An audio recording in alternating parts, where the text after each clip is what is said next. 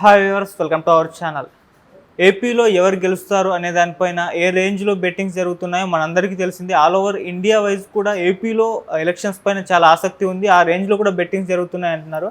అయితే ఇప్పుడు టాలీవుడ్ నుండి ఒక నలుగురు నిర్మాతలు పెద్ద ఎత్తున ఏపీలో ఎవరు గెలుస్తారు అన్న దానిపైన బెట్టింగ్ పెట్టారని చెప్పేసి చాలా పెద్ద మొత్తం చేతులు మారింది అని అంటున్నారు. అసలు ఎవరా నలుగురు నిర్మాతలు, మరి ఏం జరిగింది? సో ఇదే అంశం డిస్కస్ చేయడానికి ప్రజెంట్ మనతో పాటు సీనియర్ జర్నలిస్ట్ జయదేవ్ గారు ఉన్నారు. వారితో డిస్కస్ చేద్దాం. సార్ నమస్కారం. సార్ నమస్తే సార్, టాలీవుడ్ నలుగురు నిర్మాతలు ఏపీలో ఎవరు గెలుస్తారు అన్న దానిపైన భారీగా బెట్టింగ్ జరిపారు. భారీ మొత్తంలో డబ్బులు చేతులు మారాయన్న వార్తలు రావడం మనం చూస్తున్నాం. సార్ మరి మామూలుగా మరి ఎవరి నలుగురు నిర్మాతలు ఎవరిపైన బెట్టింగ్ పెట్టారు, మీ ఒపీనియన్ సార్? ఆ నలుగురే కాదండి, ఇంకా చాలామంది ఉన్నారు. చాలామందికి అంటే ఎలా అయిపోయిందంటే ఐపీఎల్ బెట్టింగ్ కన్నా దారుణంగా ఉంది పరిస్థితి. ఎందుకంటే బెట్టింగ్ కాదేది బెట్టింగ్ అనర్హం. ఎలా అంటే ఫస్ట్ వ్యక్తి మీద, తర్వాత మెజారిటీ మీద. మెజారిటీలో మళ్ళీ ఒక 10 రకాలు ఉంటాయి. 50,000 దాటుతుందని ఒకడు, 50,000 లోపు అనొకడు, 1,00,000 వస్తుందని ఒకడు, 1,00,000 లోపు ఒకడు, డిపాజిట్లు రావనొకడు, డిపాజిట్లు వస్తాయని ఒకడు, తర్వాత ఓవరాల్గా కూటమికి ఇన్ని సీట్లు వస్తాయని ఒకడు, వైసీపీకి ఇన్ని సీట్లు వస్తాయని ఒకడు, ఆ తర్వాత ముఖ్యమంత్రి అభ్యర్థి ఈయనని ఒకడు. ఆయన రకరకాలండి. బాల్ టు బాల్ ఎలా ఉంటుంది ఐపీఎల్ అలాగే జరుగుతున్నాయి. అయితే ఈ నలుగురు నిర్మాతలు కూడా ఎందుకు ప్రస్తావన వస్తుందంటే, ఆ నలుగురు నిర్మాతలకు కూడా చూచాయిగా చెప్తాను. అంటే పేర్లు బాగుండదు ఎందుకు అంటే అవి ఆ నోట ఈ నోట ఇండస్ట్రీలో ఉన్న కొంతమంది మిత్రుల ద్వారా తెలిసిన మాటలే తప్ప, ఇప్పుడు పొరపాటున తెలిసి ఆ పేర్లు చెప్పినప్పుడు నీకు ఎవడు చెప్పాడు చూసావా అన్నట్టుగా ఉంటుంది. బెట్టింగ్ ఎలా అంటే కోడి పందాలు, ఈ జోదము, ఇవి ఎట్లాగో ఈ బెట్టింగ్లు కూడా అలాంటివి.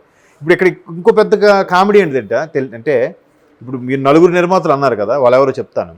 ఆ నలుగురు నిర్మాతలు మళ్ళీ ఏ నిర్మాత గెలుస్తారని చెప్పి కింద స్థాయిలో మళ్ళీ వాళ్ళ మీద బెట్టలు కట్టే వాళ్ళు ఉన్నారు తెలుసా మీకు? ఇప్పుడు అరే మా సార్ గెలుస్తాడరా, మా ప్రొడ్యూసర్ గెలుస్తాడరా, మీ ప్రొడ్యూసర్ పోతాడరా అంటే ఈ ప్రొడ్యూసర్లు ఏవైతే సినిమాలు చేశారో ఆ సినిమాలు రిలీజ్కి ఉన్నాయి. ఒక వ్యక్తి అయితే సంవత్సరం నుంచి తీస్తున్నాడు, పేరు అనవసరం, ఇంకా రిలీజ్ అవ్వలేదు, పట్టాలు ఎక్కలేదు, ఇంకా అది పోస్ట్ ప్రొడక్షన్ వర్క్ అదంతా అవ్వాలంటే 30 లక్షలు కావాలి. ఇప్పుడు ఆ 30 లక్షలు తీసుకెళ్ళి ఇప్పుడు బెట్టింగ్లో పెట్టేశాడు ఆయన. ఇంకో ప్రొడ్యూసరు ఒంగోలు ఆయన, ఇంకో ప్రొడ్యూసరు తిరుపతి వాడు, ఇంకో ఆయన మన విజయవాడ దగ్గర అతను. ఈ నలుగురు లాస్ట్లో మాట్లాడడం అంటే వీళ్ళు కూడా ఎలా ఉందంటే, ఇంకో ఆయన 2-3 తీసాడు కానీ సరైన బ్లాక్ బాస్టర్ తగలలేదు. అంటే నష్టమే రాలేదు, అలాగని లాభం కూడా ఏం లేదు. ఈ ఓటీటీ ఉండడం వల్ల మమ అనిపించుకున్నాడు ఆయన.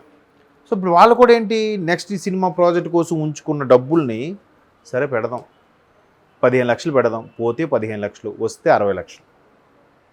విన్నారా? పోతే 15 లక్షలు, వస్తే 60, అంటే 1:4. ఇంకో నిర్మాత ఏం చేశాడు, 50 పెట్టాడు, వస్తే 1 కోటి, పోతే 50 లక్షలు. ఇంకో నిర్మాత 30 పెట్టాడు, వస్తే 90 లక్షలు, పోతే 30 లక్షలు, అంటే 1:3 ఇక్కడ.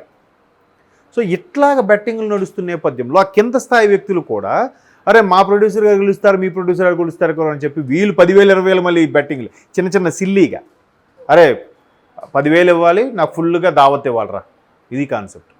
ఓకే, అంటే ఏ స్థాయిలో చేతులు మారుతున్నాయి చూడండి.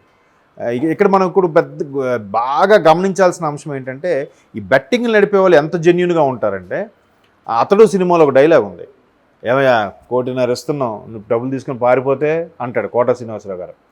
అంటే అటువైపు చంపే అతను పార్థు క్యారెక్టర్ చేశారు మహేష్ బాబు గారు, నాకు చంపడం తెలుసు, మోసం చేయడం తెలియదు అని అంటాడు. అంటే అందులో కూడా మళ్ళీ కొన్ని ఎథిక్స్, జెన్యూనిటీ. అలాగా వీళ్ళు కూడా వీడిది పోయింది 30 లక్షలు, వీడి 15 లక్షలు, 60 ఇవ్వాలా, తీసుకో 60, ఇట్లా జెన్యూన్గా ఉంటుంది. అలాగే తీసుకునే వాళ్ళు కూడా ఒక్కొక్కసారి హ్యాండ్ ఇచ్చి జెండా ఎత్తేసిన సందర్భాలు ఉన్నాయి, లేకపోలేదు. అంటే అక్కడతో అది క్లోజ్ అయిపోతాడు, మళ్ళీ తర్వాత ఎట్లాంటి బెట్టింగ్ పెట్టలేడు, చేయలేడు. అదొక పెద్ద చైన్ లింక్ ప్రాసెస్. అలా తప్పించుకున్నవాడికి బ్యాండ్ పడిపోద్ది, ఇట్లా కడతానని చెప్పి కట్టకుండా తప్పించుకున్నవాడికి కూడా బ్యాండ్ పడుతుంది.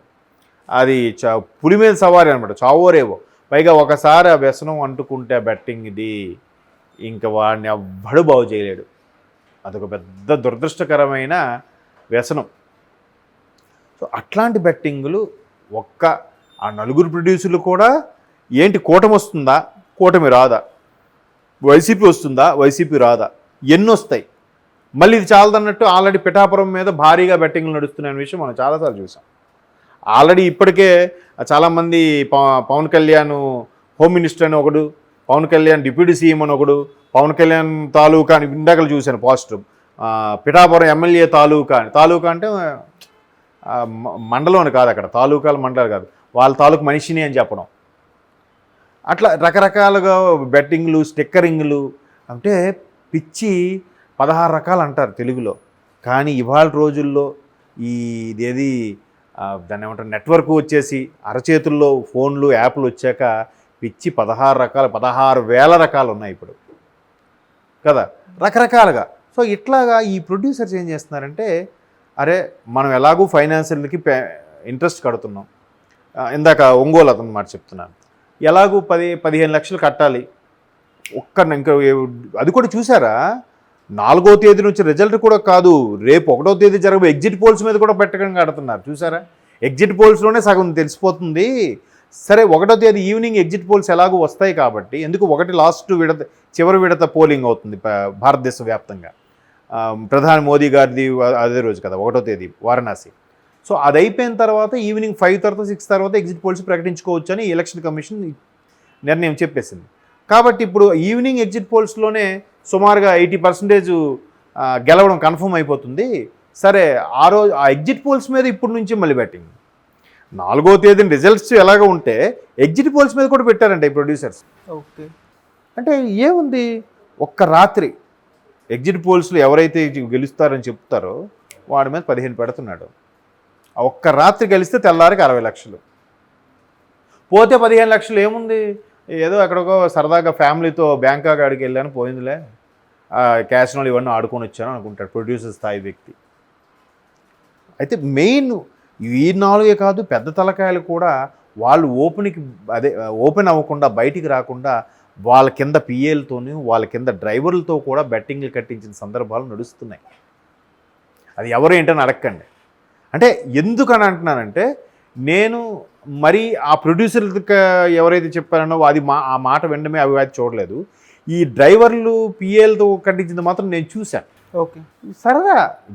ఇప్పుడు మా ఆఫీసులో కూడా ఎలా ఉందంటే, ఆ రోజు 4వ తేదీన మాకు అనుకున్న గవర్నమెంట్ వస్తే నీకు ఫుల్లు మందుపాటి ఇస్తానరా, ఇంకోటి అంటాడు ఏదో రకరకాలుగా సిల్లీగా నుంచి స్టార్ట్ అయ్యి అవి లక్షలు కోట్లలోకి వెళ్ళిపోతున్నాయి.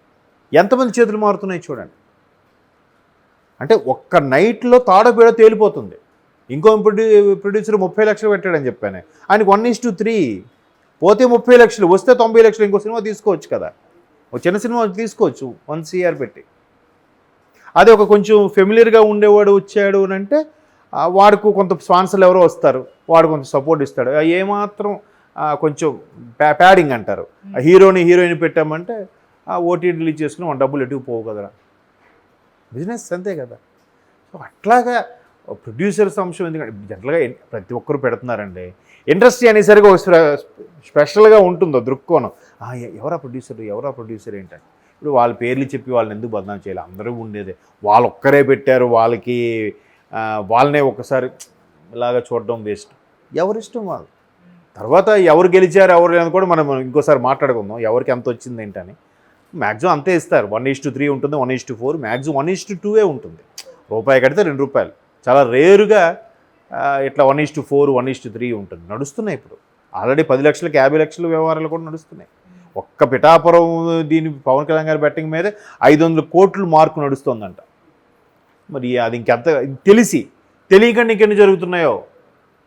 కొంతమంది పత్రాలు పెట్టేవాళ్ళు కూడా ఉన్నారు తెలుసా. ఏదేమైనా 1వ తేదీ సాయంత్రం ఎగ్జిట్ పోల్స్ మీద కూడా బెట్టింగ్లు ఉండడం అనేది సరే కానివ్వండి, చూద్దాం. వీళ్ళందరూ కూడా వాళ్ళు ఏం చేస్తున్నారు, మాకు ప్రెజర్ వచ్చింది, మేమేం చేయలేకపోయాం, మా పరిస్థితి ఇది. ఇప్పుడు ఈ అటు తిరిగి ఎవరికి ఉచ్చు బిగుస్తుంది చూడండి. అసలు ఎంత దారుణం. జడ్జి గారు ఫోన్ కూడా ట్యాపింగ్ అంటే అసలు న్యాయ వ్యవస్థ మీద ఉండే నమ్మకాన్ని వమ్ము చేసేలాగా, వ్యవస్థ మీద ఉండే ఒక దాన్ని ఏమంటారు ఆశాజనకమైన ఇదిని కూడా. సో ఇంకా మరి చూద్దాం. 4 కౌంటింగ్ తర్వాత చాలా పెను మార్పులు వస్తాయని కూడా అంటున్నారు. Thank you so much.